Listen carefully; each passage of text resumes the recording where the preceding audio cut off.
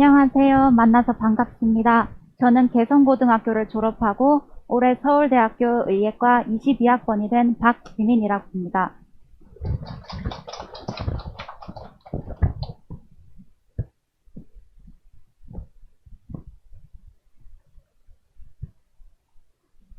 목차를 먼저 말씀드릴게요. 보통 교과와 비교과라고 나누죠. 교과에 해당하는 내신 관리 방법을 먼저 소개해 드리겠습니다.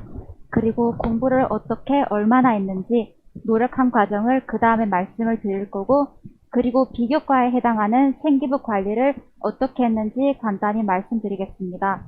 그리고 마지막으로 입시에 있어서 마음가짐을 말씀을 드리고자 합니다.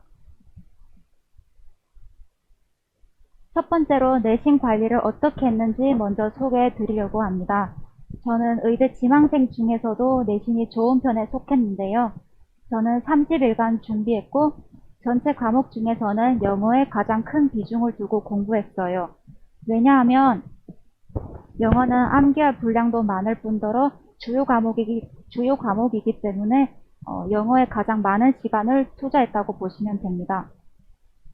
영어는 무작정 암기하는 것이 아니라 수업 시간에 배운 내용을 완전히 이해하고 그 다음에 암기하는 방식으로 진행했고, 국어도 마찬가지로 수업 때 배운 내용을 완전히 숙지한 후 학습지나 교과서에 있는 내용을 완벽하게 암기했다고 보시면 됩니다. 수학도 매우 중요한 과목 중 하나인데요. 저는 수학은 내신 직전까지 실력을 최대한 끌어올린 후 내신 기간에 오히려 공부량을 줄이는 방식으로 진행했습니다. 구체적으로 얼마나 실력을 높이느냐고 여쭤보실 수도 있는데요. 저는 겨울방학과 그리고 3월인 비내신 기간에 개념 공부를 완전히 끝내고 웬만한 문제는 막힘없이 풀 수 있을 만큼 공부를 해놓은 상태에서 내신 기간에 공부량을 줄였습니다. 그리고 그 줄인 시간을 활용해서 암기 과목에 더 많은 시간을 투자하는 방식으로 효율적으로 공부를 했어요.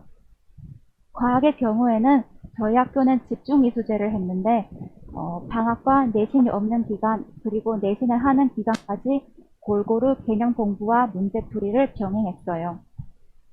마지막으로 통합사회와 세계사 같은 암기 과목의 경우에는 평소에는 따로 공부하지 않았지만 내신 기간이 들어서는 집중적으로 암기를 했어요.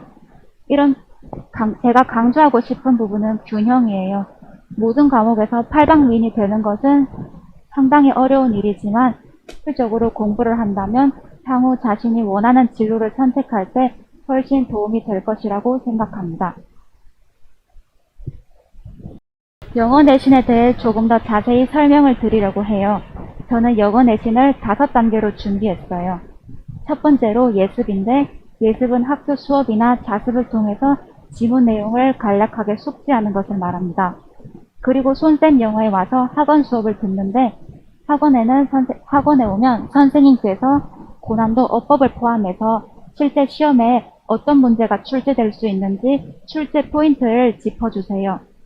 선생님께서 말씀하신 출제 포인트는 저희 학교 기준으로 매 시험마다 나왔기 때문에 저는 학원 수업을 굉장히 집중해서 들었습니다.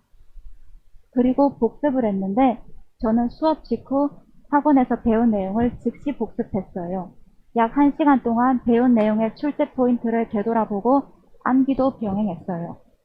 그리고 복습을 시험 직전까지 계속 반복하는데 지문을 암기할 뿐더러 서술형 문항도 함께 대비했고 손쌤에서 나눠주신 변형 문제도 함께 풀고 그리고 선생님께서 적어주신 필기 노트로 제 필기를 보완했다고 말씀드리겠습니다. 이렇게 하면 실제로 중간고사, 기말고사에서 저는 좋은 성적을 이렇게 해서 받을 수 있었어요. 제가 암기를 한다고 자주 말씀을 드렸는데 암기를 구체적으로 어떻게 했냐면 보통 지문이 있으면 영어 지문과 한글 해석이 같이 나오는데 저는 영어를 가리고 한글 해석만 보고 백지에 영어를 그대로 옮겨 쓸 수 있을 만큼 암기를 했어요. 그리고 제가 쓰는 내용을 동시에 소리 내어서 읽으면 완벽하게 머리에 들어갈 뿐더러 제가 무엇을 알고 무엇을 모르는지도 확실하게 알 수 있어서 좋았습니다. 손쌤은 그리고 매 시간마다 1일 테스트를 치는데요. 이것을 그냥 한번 치고 넘어가는 것이 아니라 유용하게 활용을 할 수 있어요. 아까 말씀드린 암기 방법으로 꼼꼼하게 공부할 여유가 없을 때는 어법 선택형 1일 테스트를 다시 한번 풀면서 빠르게 지문을 돌아볼 수 있어서 개인적으로 유익했습니다. 그리고 서술형 문제도 많이들 걱정하실 것 같은데요. 저는 시험 2주 전에서 직전까지 지문이 숙지가 된 상태에서 손쌤에서 나눠주신 서술형 문제를 복습했어요. 그리고 변형 문제도 함께 푸니 실전에서 서술형 문제를 푸는 감도 익힐 수 있었고 실제로 적중이 많이 돼서 개인적으로 좋았습니다.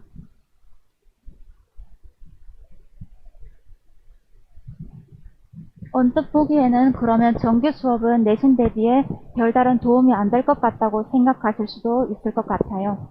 하지만 성공적인 내신 대비를 위해서는 정규 수업을 충실하게 듣는 것이 아주 중요합니다. 왜냐하면 정규 수업에서는 우선 단어 시험을 항상 쳐서 어휘를 암기하도록 하고, 그리고 수업 시간에 선생님들이 빈칸 순서 삽입 같은 수능 유형 문제풀이를 진행을 하세요. 이 과정을 통해서 글의 맥락을 파악할 수도 있습니다. 그리고 문법 시간에 고난도 어법 문제를 풀면서 어법에 대한 기본적인 이해를 쌓을 수 있어요. 내신 대비를 할 때, 손쌤 영어에서 충실하게 수업을 듣는다면 똑같은 지문을 보아도 빠르고 정확하게 내용을 이해하고 어법을 공부할 수 있습니다. 그러면, 그러면 시간을 절약하게 되어서 암기에 더 많은 시간을 투자하고 효율적으로 공부할 수 있겠죠. 그리고 이때까지는 제가 내신을 어떤 방식으로 공부했는지를 말씀드렸는데 지금부터는 얼마나 열심히 했는지, 얼마나 노력했는지를 말씀드리려고 해요.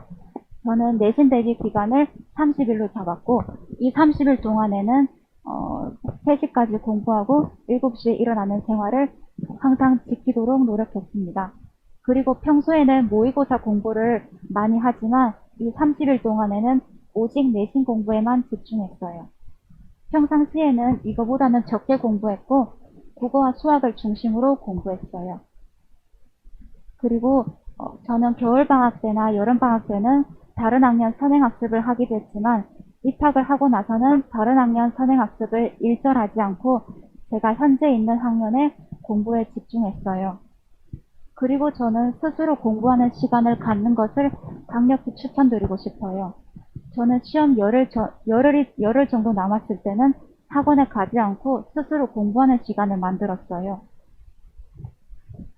이렇게 하니 시험 치기 전 부족한 부분을 점검할 수 있었을 뿐더러 제가 마지막으로 차분하게 정리하는 시간이 생겨서 실전에서도 많이 유익했던 기억이 납니다. 그리고 이제 비교과에 해당하는 생기부 관리를 어떻게 했는지 말씀드리려고 합니다. 우선 3년간의 전체 과정을 보면 1학년 때는 의사나 공학 계열과 같이 포괄적인 진로를 설정하셔야 됩니다. 그리고 2학년이 되어서는 그 의사라는 직업 중에서도 특히 자신이 관심 있는 분야를 하나 정해서 이 관심 있는 분야에 대해 탐구를 한다고 보시면 됩니다. 저는 1학년 때는 의사를 지망했지만 2학년 때는 암에 관심을 가져서 암 전문의로 진로가 세부화되었어요. 3학년이 되어서는 자신이 희망하는 연구나 전공을 하나를 구체적으로 설정을 하고 이것을 깊이 있게 심화 탐구를 하셔야 됩니다. 저는 3학년 때는 최종적으로 종양 면역학 연구이라는 진로를 설정해서 이에 관해 심화 탐구를 여러 개 했어요. 이렇듯 학년이 올라갈수록 희망 전공에 대한 열정과 확고한 목표의식이 생기부에 잘 드러나야 합니다. 사실 저는 입학할 때까지만 하더라도 의사가 되겠다는 생각도 사실 없었고 서울대 의대에 가고 싶다는 생각은 더더욱 해본 적이 없어요. 하지만 학교를 다니면서 의학에 대해 관심을 갖고 이에 관해 탐구를 하다 보니 의학에 대해 점점 흥미가 생긴 케이스에 속합니다. 제가 말씀드리고 싶은 것은 지금 당장 희망하는 진로가 생각나지 않아도 저처럼 고등학교를 다니면서 얼마든지 진로를 설정할 수 있다는 걸 말씀드리고 싶어요. 저희 학교는 사실 생기부를 잘 써주는 편에 속하고 저도 하고 싶은 연구가 있어서 생기부를 써주는 컨설팅은 따로 받지 않았지만 제가 쓴 자소서나 생기부를 손색 영어에 보내서 문장 표현을 수정하는 그런 피드백을 받은 적이 있습니다. 이것은 제가 자소서를 초안을 작성하고 손셈에서 밑줄을 그어가면서 문장을 약간 수정해 주신 거에 해당하는데요. 이렇게 하면 같은 글이라도 좀 더 매끄럽게 수정이 되어서 가독성이 높아지는 효과가 있겠죠. 그럼 구체적으로 1학년 때는 어떤 것을 해야 할지 말씀을 드리겠습니다.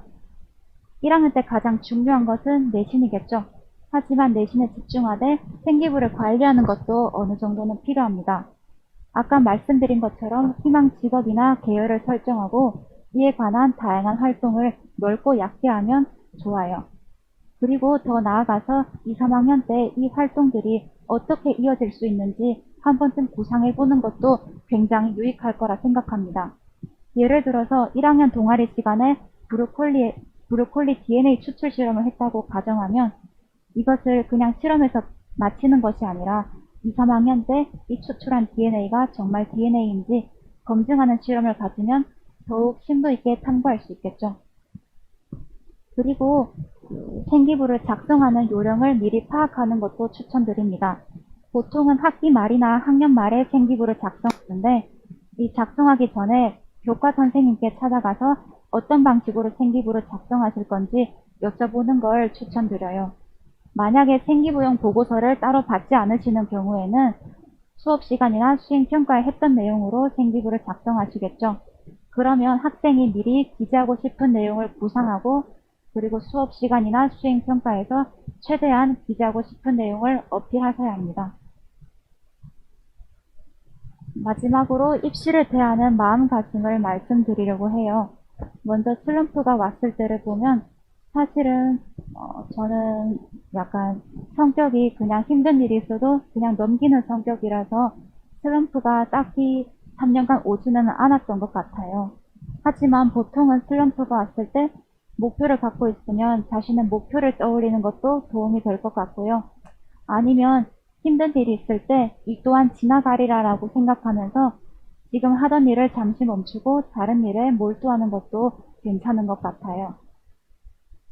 마지막으로 함께하는 입시를 말씀드리려고 해요. 입시는 학생의 인생에서 되게 중요한 일 중 하나죠.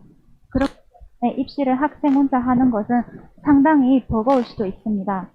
하지만 입시, 하지만 저의 경우를 말씀드리면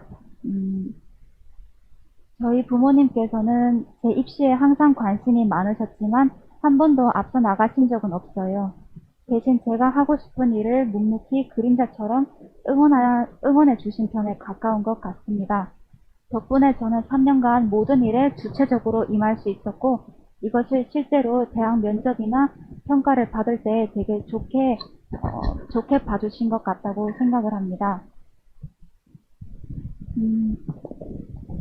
한 번뿐인 입시에서 학생이 주체가 되고 그리고 한결같은 지지와 응원이 있다면 더할 나위 없이 좋을 것 같다고 저는 감히 생각합니다. 네, 이것으로 발표를 마치겠습니다. 감사합니다.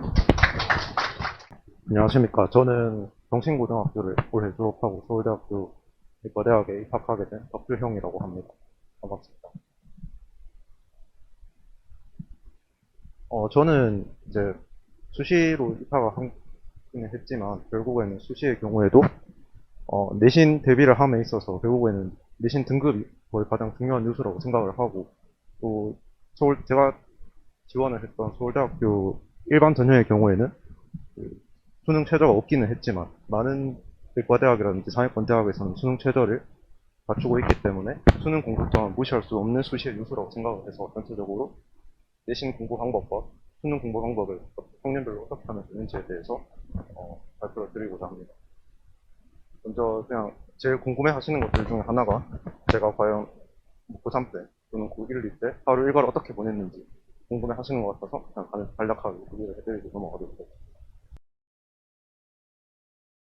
저는 주로 6시 때 기상을 했었는데 경신고 같은 경우에는 등교 시간이 7시 40분 정도로 빨랐기 때문에 저는 7시 반 정도까지 항상 등교를 했었고, 4시까지는 학교 수업을 했었고, 이후에는 오후 자습이랑 야간 자습이 있었는데, 오후 자습을 하고, 19시, 7시까지는 저녁 식사를 하고 휴식을 한 다음에 주로 야간 자습을 하거나 1, 2 때는 야간 자습을 했었고 고3 때는 야간 자습 인원 적어서 주로 독서실 다녔던 것 같습니다. 그리고 저는 그 잠을 자는 게 굉장히 중요하다고 생각을 했었고 실제로 컨디션이 조절이 안 되면 제가 많이 망가지는 것을 느꼈기 때문에 11시 반 정도에는 지침을 하는 것으로 했었습니다. 이제 과목별 학습 방법에 대해서 말씀을 드리겠습니다. 수학의 경우에는 제가 이렇게 5개의 핵심어를 가지고 왔는데 개념 공부가 저는 가장 중요하다고 생각합니다. 개념 공부라는 것은 결국에는 수학의 경우에는 개념이 공부되어 있지 않으면 개념과 문제 간의 괴리도 심한데 그 개념도 되어 있지 않으면 문제를 풀 수 자체가 없습니다. 그렇기 때문에 개념 공부는 최대한 빠르게 해두시는 것이 좋다고 생각을 하고 이 개념 공부는 그 학년 지나가기 전에 학년이 되기 전에 방학이라든지 아니면 그 전 학년이라든지 최대한 빠르게 개념 공부를 하시는 것이 실제로 그 학년이 되어서 내신 준비를 할 때 도움이 많이 될 것입니다. 수학은 위계가 굉장히 강한 과목입니다. 만약 중학교 수학이 되어 있지 않다면 고등학교 수학을 하기 힘들 것이고 고1 때 수학을 소홀해 하신다면 고2 때도 수학이 공부하기 힘들 것입니다. 그렇기 때문에 위계가 강한 과목이라는 것을 항상 유념해 두시고 공부를 해야 한다고 생각합니다. 그리고 고1 수학에 대해서도 사람들이 하는 말씀들이 많으신데 고1 수학은 직접적으로 수능에 출제되는 과목은 아니라고 합니다. 수능 출제 과목은 수 1, 수 2, 그리고 선택 과목, 미적분, 기하, 확통 중에 한 개 체계되는데 고1 수학의 경우에는 그 5개 과목 중에는 속해 있지 않습니다. 그러나 고1 수학을 소홀히 하게 된다면 위계가 강한 과목의 특성상 고2 수학과 미적분, 선택 과목 같은 것들을 따라가기 힘드실 것이고 또 고1 수학에서 사용하는 많은 아이디어들이 결국에는 수능에서 사용하게 되므로 고1 수학을 절대 소홀히 마치기를 바랍니다. 그리고 이제 기출문제와 사설 문제라고 가지고 왔는데 저 같은 경우는 전체적으로 기출문제를 고2 때 어느 정도 다 마스터했었습니다. 수능에서 고득점을 하기 위해서는 결국에는 기출문제는 기본으로 다 깔고 가셔야 하고 어떤 것들이 출제되었는지 그리고 그 출제 요소에서 더 이상 나오지 않았던 그 출제 요소가 어떤 것들이 있는지 이런 것들을 정확하게 파악하고 계시는 게 다음 수능을 칠 때 있어서 많은 도움이 될 것이라고 생각합니다. 사설 문제라고 하면 저는 고2 때까지 기출문제로 어느 정도 다 마무리를 했었기 때문에 고3 때는 계속 사설 문제 위주로 모의고사 위주로 또는 N제 위주로 풀었었는데 사설 문제는 지금 여기 그림으로 가져온 것처럼 이제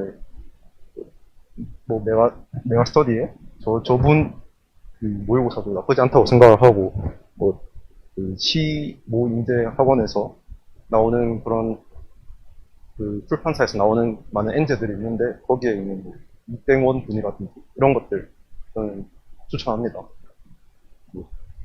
나중에 질문을 주시면 제가 더 알려드리도록 하겠습니다. 다음은 국어입니다.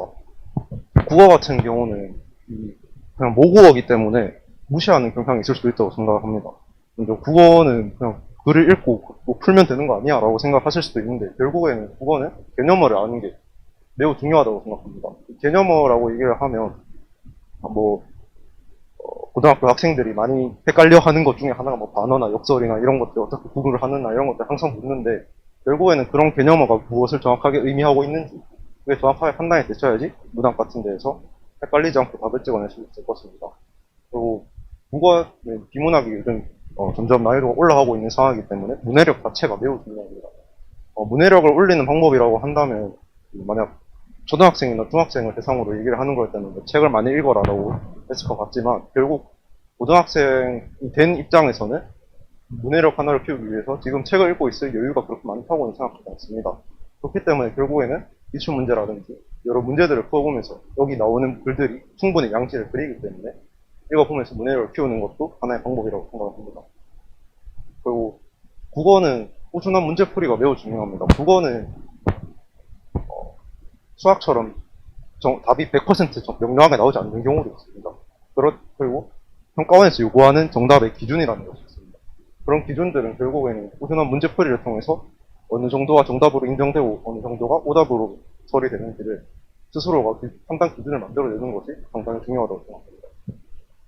저는 이제 기출문제는 제가 항상 말씀을 드리는 거지만 고2 때까지 어느 정도 마무리를 다 했었고, 고3 때는 다섯 문제, 모의고사 같은 것들을 풀었는데, 이것도 여러 몇 가지를 추천을 해드리자면, 뭐, 이감 모의고사라는 것도 있을 것이고, 뭐 바탕이라든지 상상이라든지 이런 것들, 오프라인으로 사실 수 있고, 온라인으로 사실 수 있는데, 그런 것들이 좀 도움이 되었습니다.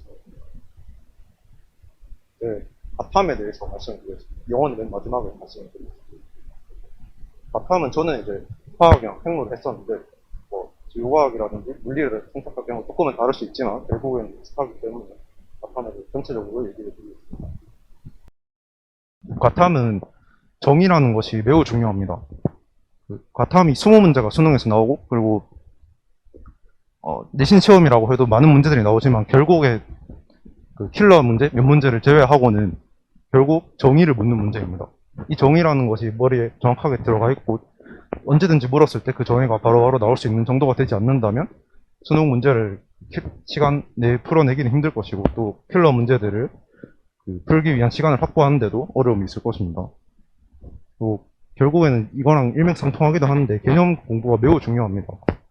수능이라든지 내신이라든지 몇 문제를 제외하고 한 세네 문제를 제외하고 결국에는 다 개념 문제입니다. 이 개념 문제를 풀지 못한다면 결국 개념 문제도 한 문제에 3점일 거고 킬러 문제도 한 문제에 3점일 건데 개념 문제를 풀지 못해서 날리면 매우 아깝지 않겠습니까? 그렇기 때문에 개념 공부를 꼭 하셔야 됩니다. 뭐 수능 특강이라든지 이런 것들 꼭 보셔야 하고 뭐 EBS에서 나오는 책들을 무시하시면 절대 안 됩니다. 그리고 기출 문제 같은 경우에도 제가 다녔던 경신고는 전체적으로 전반적으로 내신 시험들이 다 수능 형식으로 나왔기 때문에 저는 고2 때까지 기출 문제를 전부 다 마무리를 했었습니다. 그리고 특히 과탐의 경우에는 그 시간이 더 없었기 때문에 고2가 되기 전에 방학에 기출 문제를 많이 풀어서 저는 이제 기출 문제집을 한 3번 정도 풀었던 것 같은데 그 기출 문제에 어떤 것들이 나왔었고 그리고 이런 어떤 경우에는 어떤 식으로 풀어야 한다는 걸 정확하게 판단을 하고 계셔야 합니다. 그리고 결국 내신 시험에서 나오는 과탐 문제의 경우에는 기출 문제 변형에서 벗어나기 힘들 것이기 때문에 기출 문제를 많이 푸신다면 수능을 하든 내신 공부를 하든 도움이 될 것입니다.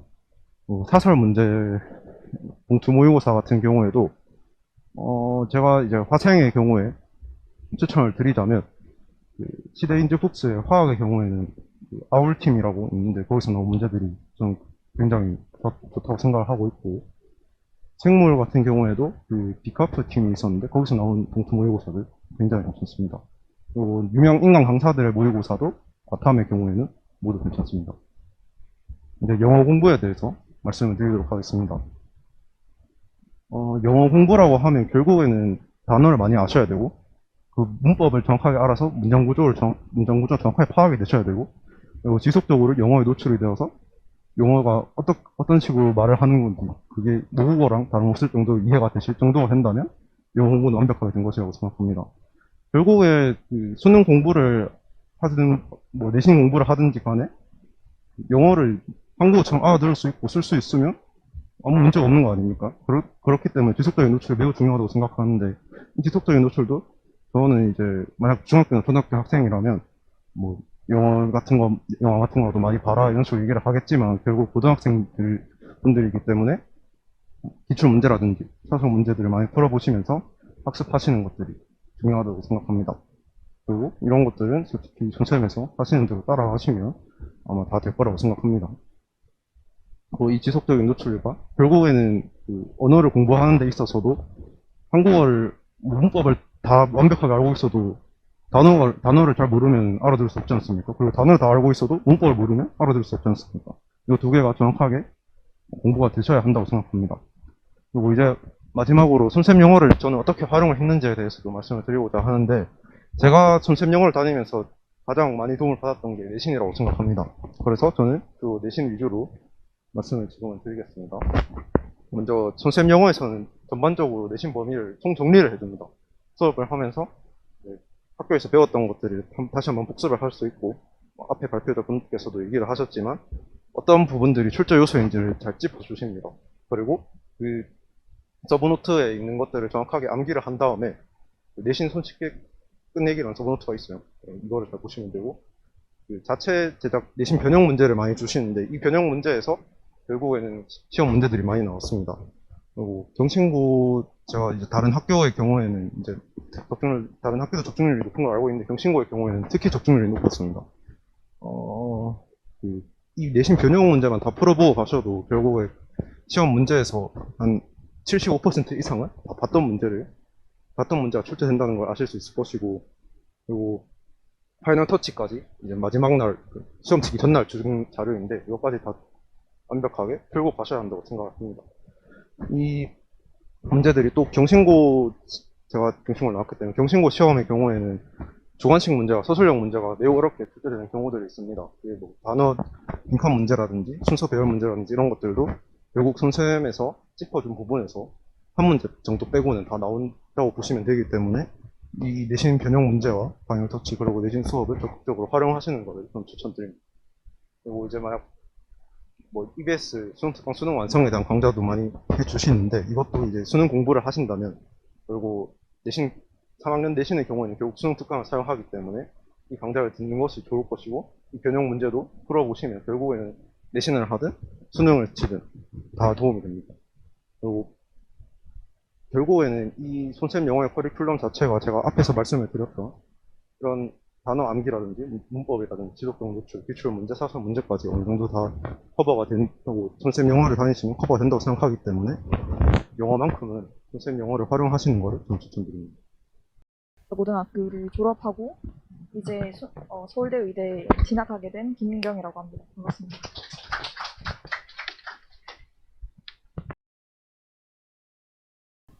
저는 일단 구체적으로는 고등학교 공부법이랑 멘탈 관리를 위주로 설명을 드리고자 합니다. 네, 그래서 저는 총 5가지 정도로 짜봤는데요. 평소의 공부법, 내신 공부법, 생기부 관리 방법, 멘탈 관리 방법, 손쌤 영어 활용법 이렇게 5가지로 설명드리도록 하겠습니다. 그럼 제일 먼저 했던 평소의 공부법부터 말씀드리겠습니다. 저는 일단 첫 번째로 제가 애용했던 공부법은 남에게 설명하듯이 모든 공부를 진행하는 것입니다. 저는 학교에서 배우는 내신 과목들 그리고 수능에서 이루어진 과목들은 모두 이해가 선행되어야 잘 할 수 있다고 생각했습니다. 그래서 이해를 잘 할 수 있는 방법을 찾다가 다양한 감각들을 사용하는 스토리텔링에 주목하게 되었고 그래서 남에게 설명하는 공부를 진행하게 되었습니다. 즉 남에게 설명할 수 있을 정도로 익혀두고 공부하고 준비하다 보면 공부에 대한 자신감을 키우는데도 효과적이더라고요. 그래서 예시로 제가 여러 가지를 준비했는데 하나를 집어서 말씀드리자면 저는 수학의 경우에는 수학 자체는 다양한 수학적인 공식들이나 조건들이 굉장히 체계적으로 이루어진 문제라고 생각했습니다. 그래서 저는 어떠한 공식을 어떠한 순서로 대입해야지 가장 효과적인 풀이법이 나올까를 시행착오를 거치면서 찾아내고 이것을 요약해서 기록한 다음에 실제로 집에 와서 즉 학교 후에 야자나 심사를 마치고 이제 잘 준비를 하기 직전에 제가 썼던 풀이법을 통해서 한번 직접 말로 읊어보는 식으로 이해를 완성시켰습니다. 그래서 단순히 빈칸을 채우거나 답을 매기는 활동이 아닌 직접 말이나 혹은 글로 문장을 세우면서 완벽하게 이해하다 보면 전체적으로 내신과 수능을 모두 잡을 수 있다고 생각합니다. 그리고 두 번째로 제가 애용했던 공부법은 문제 자체에 집중하는 것입니다. 이론을 공부한 후에 무조건 풀게 되는 것이 문제입니다. 그리고 실제로 이론 내용은 잘 이해하지만 문제는 잘 풀지 못하는 학생들도 다수 존재하는데요. 저도 굉장히 억울했던 경험이 많기 때문에 그래서 저는 제 풀이법에 조금 문제가 있다고 생각해서 문제 자체에 집중하는 능력을 키우고자 했습니다. 즉 내신과 모의고사는 모두 점수가 잘 나오기 위한 시험이잖아요. 그래서 저는 문제, 즉 출제자의 의도라든지 아니면 문제가 가리키는 방향을 잘 읽고자 노력을 했습니다. 그래서 제가 여기 오른쪽에 문제를 하나 넣어놨는데 이런 식으로 30번 그다음 수학 문제이지만 이렇게 단순히 한 문제에도 제가 표시하는 것만큼 적어도 7개에서 8개 정도의 어떤 부가적인 설명이나 조건들이 들어가 있으면 알 수 있습니다. 저는 이러한 식으로 문제만 차근히 읽어도 문제가 가르쳐주는 어떤 힌트라든지 아니면 다양한 설명들이 굉장히 많기 때문에 처음에 시험 문제를 받고도 저는 적어도 2번에서 3번 정도는 문제 자체를 읽는 데 집중을 했습니다.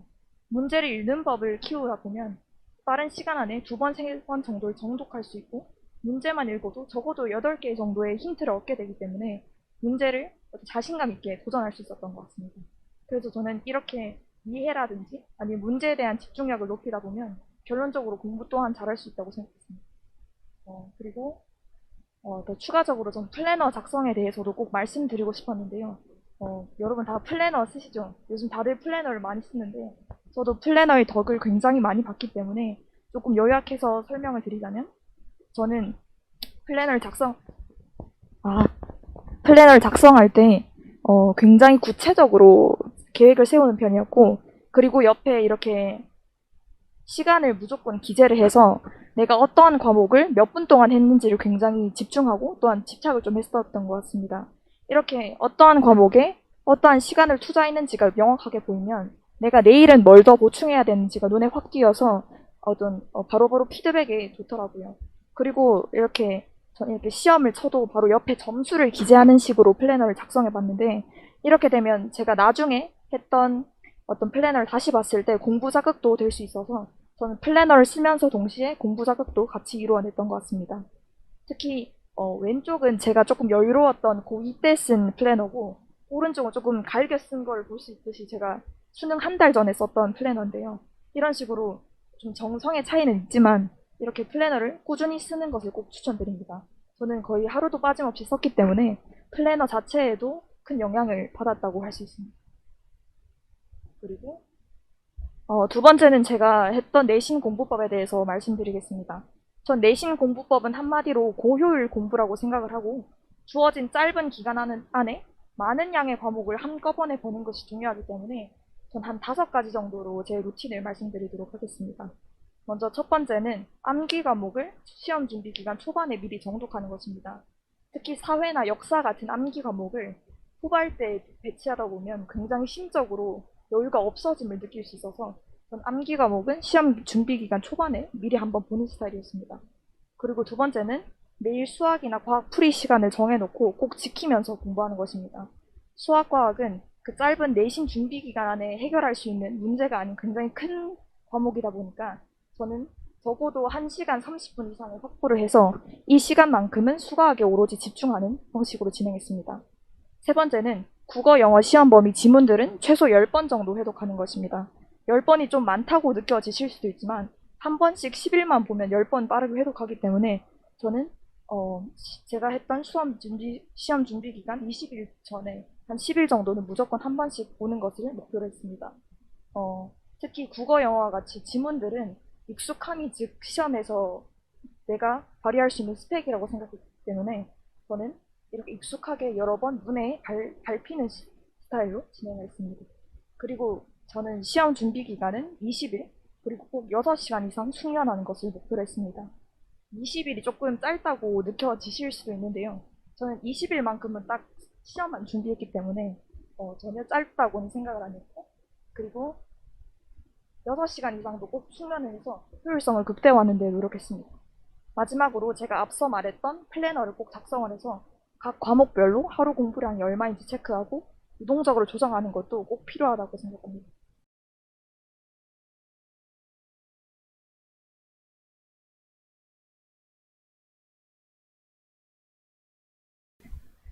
그리고 이제 세 번째로 생기부 관리 방법에 대해서 말씀드리겠습니다. 저는 입시를 모두 마치고 든 생각이 생활기록부가 굉장히 중요하다는 생각을 먼저 했었고, 그래서 크게 이렇게 원안에 3개 정도로 제가 가장 중요하게 생각했던 것을 집어넣었습니다. 첫 번째는 내신과 비교과의 조율, 두 번째는 꾸준함과 연계성, 세 번째는 차별화와 전공적 합성입니다. 먼저 첫 번째 내신과 비교과의 조율은 내신에서 부족한 부분을 비교과 활동으로 채우는 것이고, 두 번째로 꾸준함과 연계성은 이렇게 고등학교 3년 동안 했던 활동들 사이에 동기나 연관성이 확실히 부각되는 것이 중요하다는 뜻이고, 세 번째로 차별화와 전공적 함성은 자신만의 강점이나 특별한 점이 반드시 존재해야 한다는 뜻입니다. 그래서 조금 더 구체적으로 말씀드릴게요. 일단 저는 오른쪽부터 보시면 수학 내신을 조금 보완하기 위해서 일부러 수학 어떤 서술 경시대회 같은 수학 관련 상을 올렸고, 그리고 영어 관련 세특이 너무 정적이라는 생각에 이렇게 다른 타 과목들을 연계해서 주기적으로 에세이를 작성했습니다. 이렇게 내신과 비교과를 조율을 잘 했던 것 같습니다. 그리고 세부적인 목표를 잡고 일단 특정해서 세특, 동아리, 봉사, 독서를 동시에 진행하는 것이 효율적입니다. 저 같은 경우에는 세부적인 목표를 소아암 치료사로 잡고 이렇게 네 가지를 동시에 진행했기 때문에 여기서 오는 어떤 시너지 효과도 있었지 않나 싶습니다. 그리고 제가 가장 중요하게 생각하는 3년 동안 장기적인 프로젝트를 세우기에 대해서 말씀드리도록 하겠습니다. 1학년 때에는 저는 장기적인 프로젝트의 주제를 척추측만증으로 잡았고 3년 동안 꾸준하게 한 활동에 대해서 쭉 진행을 했습니다. 첫 번째로 1학년 때에는 척추측만증에 대한 영어 기사를 하나 작성했고 2학년 때에는 척추측만증의 세부적인 질환을 저 스스로 창의적으로 분류해보고 발표를 크게 진행했었고 나중에 심층적인 기사를 추가적으로 작성함으로써 조금 더 큰 역할을 했다고 생각합니다. 그리고 마지막으로 3학년 때에는 3학년이니만큼 조금 더 동적인 활동을 넣고자 척추측만증의 콥스 각도를 직접 측정해보고 그리고 가방 하중과의 관련된 실험을 진행해서 보고서 및 교내 게시판에 게시했던 경험이 있습니다.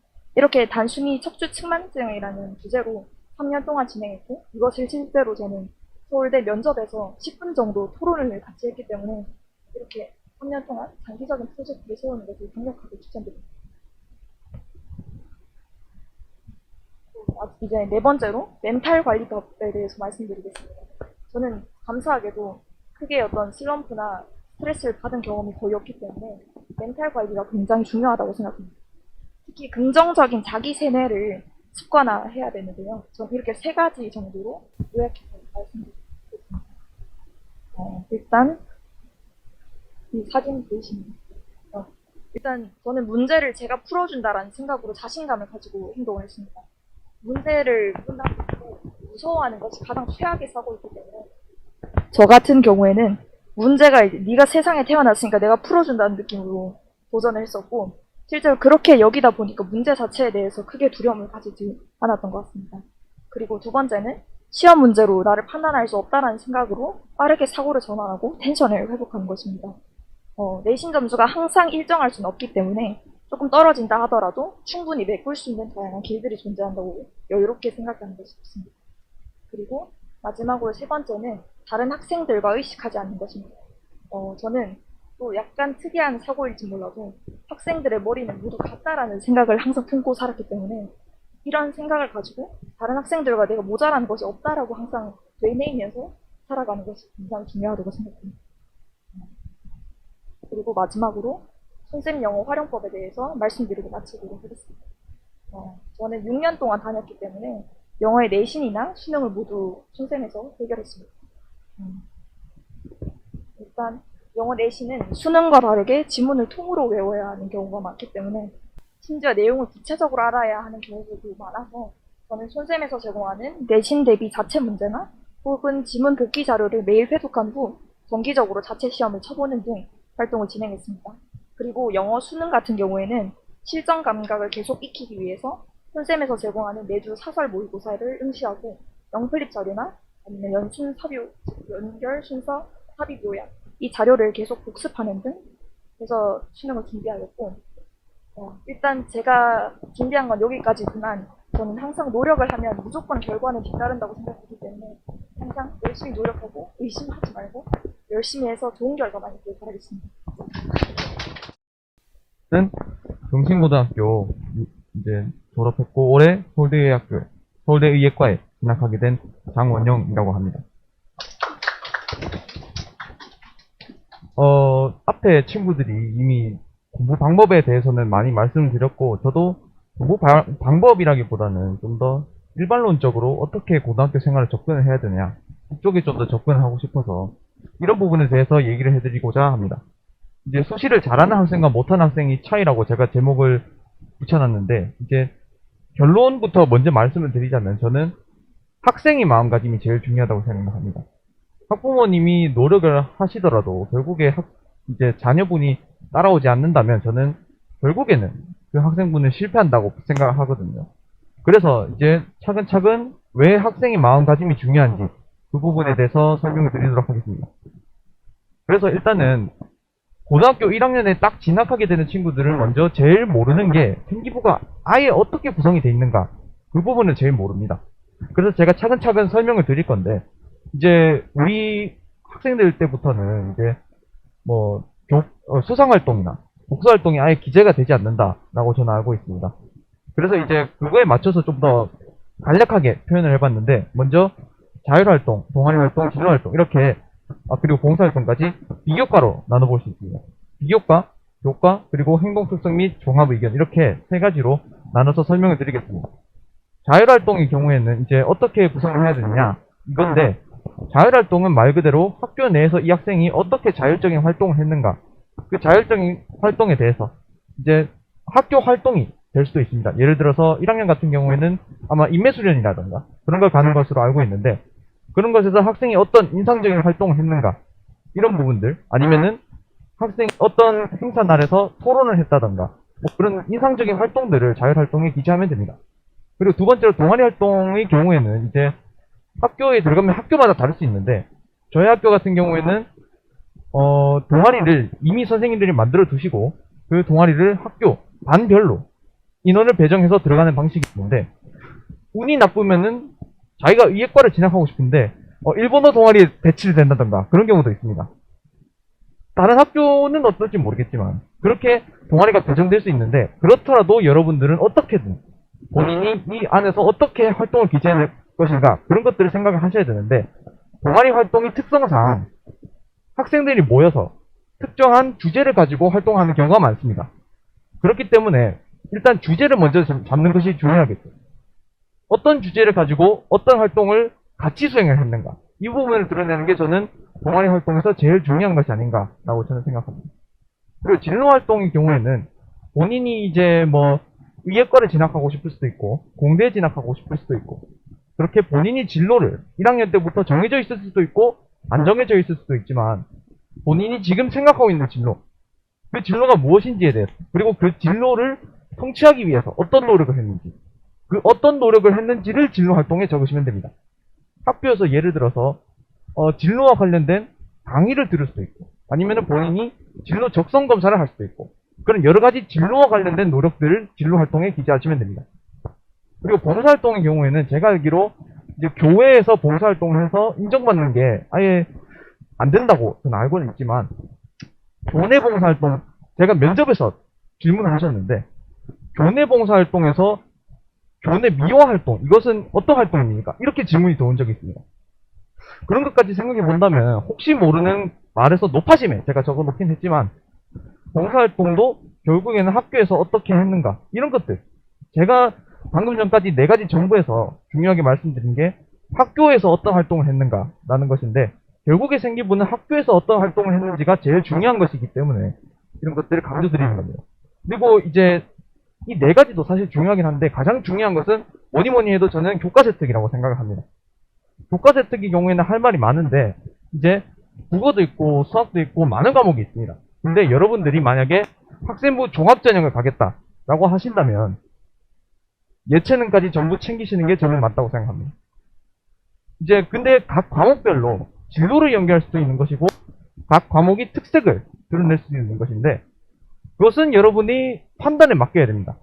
이제 본인이 어떤 진로를 가지고 있고 그 진로랑 관련돼서 이런 과목에서는 이런 활동을 했다. 예를 들어서 수학을 하는데 본인이 이제 함수라는 과목을 수강할 수 있습니다. 함수를 수강하는 와중에 저는 풀이의 변환이라는 것을 알게 됐는데, 풀이의 변환이 함수의 일종이면서 동시에 CT를 촬영하는데 이를 변형한 라돈 변환이라는 것이 활용된다는 것을 알게 되었기 때문에, 그런 것과 관련해서 진로와 연결되어서 교과세특을 연결 지은 경우가 되겠죠. 그리고 2학년에 와서는 문학이라는 과목을 수강했는데, 제가 양기자의 이제 원미동 사람들 이런 소설을 읽게 되었습니다. 그와 관련된 수행평가에서 이 연작소설인데 그 중에 하나를 골라서 이거와 관련된 기사를 작성하는 국화원칙에 따라서 그런 활동을 수행했는데, 이런 것들을 적을 수도 있습니다. 그러니까 결국에는 본인이 어떻게 플랜을 잡고 이 과목에서는 진로를 연결을 해야 되겠다, 이 과목에서는 좀 더 교과 활동에 관련된 거를 말해야 되겠다, 이렇게 본인이 드러내고 싶은 거를 플랜을 잡고 1년 동안 계획을 세워서 교과세특에 기재하면 되겠습니다. 이제 플랜 세우는 내용 같은 경우에는 뒷장에도 있으니까 거기서 좀 더 구체적으로 설명을 드리고, 행동 특성 및 종합 의견은 사실 선생님이랑 상의를 해봐야 되는데, 저는 이게 약간 학생을 대학교에 추천하는 추천서처럼 쓰면 될 것 같습니다. 뭐 이 부분은 부족한 인성 부분을 채워도 될 것이고, 본인이 드러내고 싶은 부분을 대학교에 자신을 어떻게 드러내고 싶은가, 자신을 어떻게 포장할 것인가, 이런 부분들을 적으면 좋을 것 같습니다. 그리고 이제 내신 관리인데, 앞에서 많은 친구들이 얘기를 해줬지만, 결국 제일 중요한 거는 저는 학교 위주와 학원 위주라고 적어놨는데, 결국에는 학교 위주인 것 같습니다. 학교 위주가 될 수밖에 없는 게, 제일 중요한 건 학교에서 내신 문제를 제출하는 거는 선생님들입니다. 학교 선생님. 사원 선생님들이 강의를 암만 열심히 듣는다고 해도 결국에 제출하시는 거는 학교 선생님들입니다. 학원에서 보는 자료만 가지고 공부를 한다면 결국에는 아무리 학원 자료만 보고 하더라도 2등급을 받을 수밖에 없습니다. 여러분들이 1등급으로 나가고 싶다면 학교에서 하는 거를 위주로 하셔야 됩니다. 저는 그렇게 생각합니다. 제일 중요하게 봐야 되는 거. 1등급이랑 2등급이 차이 나는 게 저는 학교에서 하는 거를 위주로 하느냐, 학원에서만 하는 걸로 그냥 때우느냐, 이렇게 하는 거라고 저는 생각을 합니다. 결국에 제가 보기에 1등급을 맞느냐, 2등급을 나누느냐, 이 차이는 정말 큽니다. 1등급에서 9등으로 문을 닫고 1등급을 맞느냐, 10등으로 2등급 문을 여느냐, 이 차이는 정말 큽니다. 결국에 대학교를 들어가는데 제일 중요한 건 저는 앞에서 말씀드린 생기부의 내용도 있지만 결국에는 내신 등급이 나와줘야지 어느 정도 이렇게 커버를 친다는 느낌을 보셔야 합니다. 그렇기 때문에 내신 등급을 잘 받기 위해서는 결국에는 여러분들이 학교 위주로 공부를 하시는 습관을 들여야 된다 라고 생각을 합니다. 그리고 이제 대입 전략이랑 빅픽처인데, 빅픽처를 그린다는 게 무슨 뜻이냐라고 생각해 본다면, 저 같은 경우에는 빅픽처를 한 학기를 기준으로 잡아봤습니다. 한 학기에서 저는 이 소재가 흥미로워 보인다, 이렇게 중심을 잡고 그 중심에서 각지를 뻗어나가는 형식으로 각 과목별로 주제를 잡아봤습니다. 예를 들어서 1학년 2학기 때는 제가 암에 관련된 거를 탐구를 했는데, 이걸 가지고 수학에도 연결을 했고 과학에도 연결을 했고 심지어는 봉사활동에도 연결해 봤습니다. 각 과목별로 경계가 있다고 생각하지 마시고 본인이 잡은 소재, 본인이 흥미로운 소재, 이런 걸 가지고 각 과목별로 확장시켜 나가는 것도 본인의 생기부를 좀 더 다채롭게 만드는 방법 중에 하나이기 때문에 참고하시면 좋을 것 같고, 수시와 정시 각각의 위험성을 인지하라 그랬는데 대입 전략이라고 했죠. 수시와 정시 두 가지 방법이 있습니다. 수시는 적금 같은 느낌이에요. 본인이 쌓아놓으면 그만큼 본인이 부담을 덜어줍니다. 근데 정시의 경우에는 복권입니다. 제가 생각하기에 정시는 정말 본인이 실력도 50%인데 운도 50%라고 생각을 합니다. 이번에 저희 학년 친 수능이 정말 그랬는데, 그렇게 정시라는 거는 평가원이 출제하는 문제의 난이도에 따라서도 달라질 수 있고 본인이 그날 컨디션에 따라서도 달라질 수 있는 겁니다. 하지만 내신이라는 거는 만회할 기회가 있죠. 중간고사에서 실수로 한 개를 틀리더라도 만약에 기말고사에서 100점을 맞는다면 좀 더 1등급에 가까워질 가능성이 충분히 있습니다. 아닌 경우도 있을 수 있지만, 그런 걸 생각해 봤을 때 수시는 적금의 느낌, 정시는 복권의 느낌, 이렇게 생각하시면 될 것 같습니다. 그리고 본인이 진로를 확고히 결정을 하라 그랬는데, 아까 전에 학생 같은 경우에는 본인이 의사가 될 마음이 없었지만 이제 점점 의사가 되겠다고 해서 그렇게 실제로 되는 경우인데, 이거는 사실 사람들마다 다를 수도 있습니다. 하지만 저는 추천드리는 거는 1학년 때부터 어느 정도의 구체적이진 않더라도 추상적으로 본인이 어떤 일을 하고 싶다라는 거는 잡아놓으시는 게 진로 활동을 채우는데 좀 더 도움이 되지 않나, 그렇게 생각을 합니다. 그리고 본인이 진로와 관련된 그 당시 하디시의 활용인데, 이번에 같은 경우에는 코로나가 있겠죠. 코로나를 빼놓을 수는 없습니다. 코로나는 너무 남용을 하게 된다면 그거는 학생부의 다채로움을 오히려 떨어뜨리는 감점 요인이 될 수 있겠지만, 한 번 아니면 두 번 정도는 들어갈 수밖에 없다고 저는 생각을 합니다. 워낙 큰 이슈이기 때문에. 그뿐만이 아니고 예를 들어서 의료실에 CCTV를 설치를 한다던가 그런 당대의 화재가 있을 수 있습니다. 그런 화재들은 저는 놓치지 마시고 적극적으로 활용을 하는 것이 본인의 생기부를 좀 더 무식이 아닌, 좀 더 최신이, 좀 더 트렌드에 맞는, 좀 더 세련된 학생부를 만들 수 있는 방법 중에 하나가 아닌가라고 생각을 합니다.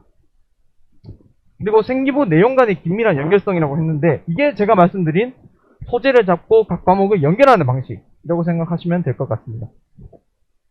그리고 자기를 어필하는 건데 결국에 여러분들이 고등학교의 목표는 대학교에 진학을 하는 겁니다.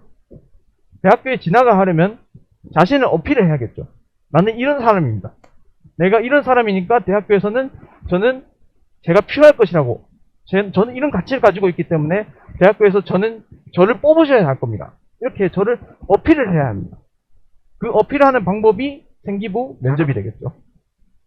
이제 자소서가 폐지되니까 생기부의 중요성이 더 커졌는데 그래서 제가 앞에서 그렇게 생기부 내용과 내신을 강조를 드린 겁니다. 본인을 어필할 수 있는 수단이 줄어든 겁니다. 그러니까 생기부 내용이 이제 2학년에 오면은 1학년 내용을 수정할 수가 없는데 그렇게 되면은 자소서에서 이제 만회할 기회가 없어진 겁니다. 그렇기 때문에 여러분들께 지금 자기 어필이 수단이 줄어들기 때문에 이런 것들 1학년 때부터 더욱 자세하게 알고 들어가야지 본인이 수시 성적에 좀 더 좋은 결과가 있지 않을까 그렇게 생각을 합니다. 그래서 대학교에 자신이 어떤 학생으로 평가받고 싶은지 그리고 본인이 컨셉을 명확하게 하셔야 됩니다. 그러니까 이런 경우가 있습니다. 1학년 때는 본인이 뭐 외과의사가 되고 싶어서 학업도 열심히 하고 뭐 봉사활동도 열심히 하고 그랬는데 갑자기 2학년 왔는데 본인이 외과의사가 아니고 아니 난 내과의사가 될 거다 해가지고 갑자기 컨셉이 확 바뀌는 경우가 있습니다. 그런 경우에는 본인이 왜 그렇게 바뀌었는지에 대한 확실한 설명이 없다면 감점 요인이 되겠죠. 목표가 명확하지 않은 학생으로 인식될 수 있습니다. 그러니까 결국에는 본인이 어떤 학생인지를 보여주고 싶은지 그거를 잡고 들어가시는 게 좀 더 목표를 세우는데 생기부를 어떻게 구성할지에 좀 더 토대가 된다라고 저는 생각을 합니다. 그리고 균형 잡힌 가치관과 능력의 표현인데 대학교에서는 여러분들이 특별한 학생도 원하지만 좀 더 상식적인 학생을 원합니다. 그러니까 상식선에서 이 학생이 어느 정도의 특별한 능력을 가지고 있다. 이런 것들을 보여주는 게 저는 좋다고 생각합니다. 너무 궤를 벗어나거나 너무 상식적이지 않거나 그런 것들은 오히려 대학교에서 감점 요인이기 때문에 그런 것들까지 생각해 보신다면 균형 잡힌 가치관, 능력의 표현이 저는 중요하다고 생각을 합니다. 그래서 이런 것들을 전부 다 종합해 본다면 저는 수시를 가는 데 있어서 제일 중요한 거는 이렇게 많은 것들을 하는데 부모님들이 도움도 있지만 결국에는 학생 여러분들이 이걸 알고 본인이 진로 계획을 어떻게 만들고 그래서 생기부를 어떻게 구성을 하고 그래서 결국에는 나는 이런 대학교를 가겠다. 이렇게 본인이 확고한 플랜을 갖고 있다면 저는 틀림없이 그 학생은 수시로 성공할 수 있다라고 생각을 합니다. 그렇기 때문에 여러분들 지금 듣고 계신 분들 전부 다 이렇게 플랜을 전부 다 세워서 좋은 결과 가지고 성공적인 데뷔를 하시길 저는 응원하고 있습니다.